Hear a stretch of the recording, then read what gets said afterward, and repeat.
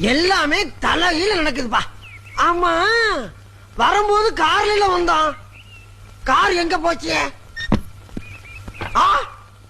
எவன்டா கார்ல குதிரையை கட்டினான?